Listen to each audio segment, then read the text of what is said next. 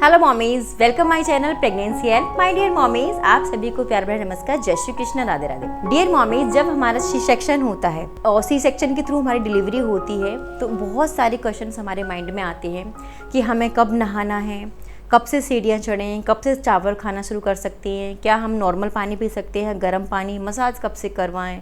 तो इस तरीके के बहुत सारे क्वेश्चंस हमारे माइंड में आ रहे होते हैं। तो उन सारे क्वेश्चंस के जवाब मैं आज देने वाली हूँ कि यदि आपका सी सेक्शन हुआ है तो सी सेक्शन के बाद आपको कब कौन सी चीज़ें करनी है, ये बहुत ज़रूरी है जानना। अगर आपकी सी सेक्शन हुआ है और आप बहुत ज़्यादा हैवी खा रहे हो और कुछ भी कर रहे हो तो आपके स्टिचेस पे बहुत बुरा असर पड़ेगा, और यदि आपके स्टिचेस पक गए तो आपको बहुत दिक्कत हो सकती है। इसलिए आपको बहुत सावधानी बरतने की ज़रूरत है। सबसे पहले हम बात करेंगे कि सी सेक्शन के बाद हम नहा कब सकते हैं। देखिए, उसके लिए डॉक्टर आपको सजेस्ट करते हैं कि जब तक आपके स्टिचेस कट नहीं जाते हैं तब तक आप नहा नहीं सकते हैं। तो जब भी आपके टाँके कट जाते हैं तब उसके बाद आप नहा सकते हैं।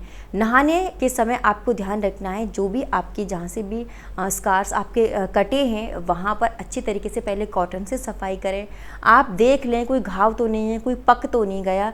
अगर इस तरीके की सिचुएशन है तो आप डॉक्टर को दिखाएं, और आपको ऐसा लग रहा है कि साफ़ हैं, कट चुके हैं, तो वहाँ पर पहले आप कॉटन से सफाई करिए, डेटॉल से सफाई करिए। उसके बाद आप वहाँ पर पानी से नहा सकती हैं। धीरे धीरे नहाइए। स्टार्टिंग में आपको बहुत ज़्यादा नहीं नहाना है, आपको थोड़ा पानी जल्दी से, आपको ऐसा नहीं है कि आज इतने दिनों बाद में नहा रही, क्योंकि कम से कम हफ्ते भर बाद ही आपके जो टाँके हैं वो कटते हैं। और जब आप नहाते तो आपको ऐसा मन करता है कि बहुत गंदगी शरीर में हो रही, जल्दी जल्दी से मैं नहा लूँ। तो आपको ऐसे रगड़ रगड़ के या बैठ के मलमल घंटों तक आपको नहीं नहाना, आप बीमार पड़ सकती हैं, क्योंकि उस समय हमारी इम्यूनिटी इतनी वीक होती है कि हम बहुत जल्दी बीमार पड़ जाते हैं। और यदि आप बीमार पड़ गई तो आप अपने बच्चे का ख्याल कैसे रखेंगे। तो कोशिश करें आप बहुत जल्दी से नहाकर निकले, अपनी जो भी टाँके हैं उसकी सफाई करें, डिटॉल से क्लीन करें, जो भी डॉक्टर आपको सजेस्ट करते हैं उसे कॉटन से क्लीन करके फिर साफ़ पानी से क्लीन करें। फिर आप कम से कम जब भी आपके टाँके कट जाते हैं उसके बाद आप नहा सकते हैं। बहुत जल्दी आपको नहाकर निकलना है, ठीक है। नंबर 2, सीढ़ियाँ कब चढ़ सकती हैं। देखिए, ज़रूरी नहीं है कि हर एक को सीढ़ियाँ चढ़ना होता है, लेकिन बहुत सारी लेडीज़ होती हैं जिनको ऊपर छत पर कुछ काम करने के लिए जाना होता है, या जिनका रूम ऊपर होता है, उनको सीढ़ियाँ चढ़ना पड़ता है, स्टेयर चढ़ना पड़ता है। तो आप जब भी, जैसे ही आपके टाँके कट जाते हैं तब आप चढ़ सकती हैं, क्योंकि जब हमारे टाँके लगे होते हैं और उस समय हम सीढ़ियाँ चढ़ते हैं तो हमारे टाँकों में खिंचाव आता है, और जब खिंचाव आता है तो वो पक सकते हैं, वहाँ पर पस पड़ सकती है, तो वो आपके लिए हार्मफुल है, इन्फेक्शन फैल सकता है।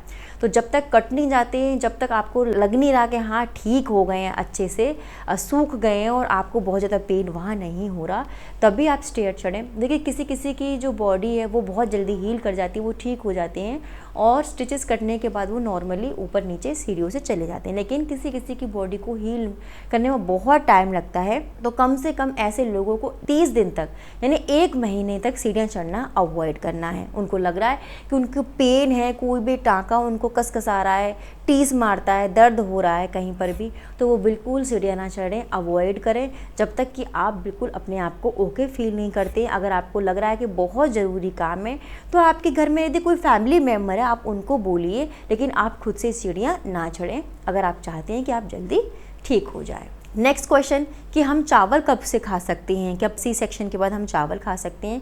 देखिए, चावल खाना मैं ये नहीं कहूँगी कि आपको नहीं खाने, लेकिन मैं आपको ये ज़रूर बोलूँगी कि कुछ दिनों तक आपको ऐसी चीज़ें नहीं खानी, जैसे 40 डेज़ का जो हम परहेज़ बताते हैं उसमें आपको ठंडी चीज़ें नहीं खानी। एक तो चावल बादी करता है और वो ठंड भी कर सकता है आपको, तो उससे क्या होगा, यदि आपके टाँके हैं और आपको ठंड लग गई तो उससे क्या होगा कि आपको कफिंग के ड्यूरेशन में आपके जो स्टिचेस हैं वो खिंच सकती हैं, वहाँ आपको तनाव महसूस हो सकता है। तो कोशिश करें, अवॉइड करें, कम से कम महीने 2 महीने भर तक आप चावल अवॉइड कर दीजिए। आपका बहुत मन कर रहा है तो आप 1-2 स्पून अपने टेस्ट के लिए ले सकते हैं, लेकिन बहुत ज़्यादा आपको नहीं खाने। जब आपको लग रहा है कि आपके टाँके बिल्कुल ओके हो चुके हैं, आपका अच्छा ब्रेस्ट मिल्क सप्लाई आ रहा है, आप नॉर्मली अपने फूड पर या डाइट पर आ चुके हैं, तब आप थोड़ा थोड़ा खाना स्टार्ट कर सकते हैं।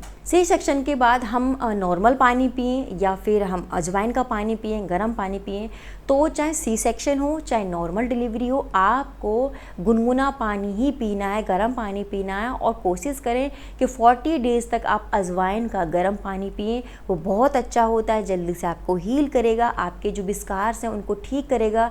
अंदर कोई भी इंटरनल इंजरी है, जब डिलीवरी होती है तो हमें छोटी मोटी इंजरी हो जाती हैं, तो वहाँ पर हमारी जो मसल्स लूज़ हो जाती हैं, तो वहाँ पर ये बहुत जल्दी से हमें हील करते हैं, अंदर से जो हमारी इंटरनल इंजरी है उनको सही करते हैं। तो आप गर्म पानी पीजिए, गुनगुना पानी पीजिए, अजवाइन का पानी पीजिए, और जो भी गंदगी हमारे अंदर रह जाती है वो भी साफ़ हो जाती है। तो आप गुनगुना पानी पीजिए, अजवाइन का पानी पीजिए, वो आपके लिए बहुत ज़्यादा अच्छा है। नेक्स्ट पॉइंट पे बात करेंगे हम मालिश कब से करवा सकते हैं। तो बिल्कुल डिलीवरी के बाद हमारे शरीर की मालिश होना बहुत ज़रूरी है, क्योंकि यदि आप मसाज नहीं कर पाते, प्रॉपर न्यूट्रिशन नहीं लेते हैं, अपनी बॉडी को सन एक्सपोजर नहीं करते हैं, तो हमारी जो वोन्स हैं वो ऑलरेडी वीक रहती हैं। तो ऐसे में आप मालिश ज़रूर करें, मालिश बहुत ज़रूरी है।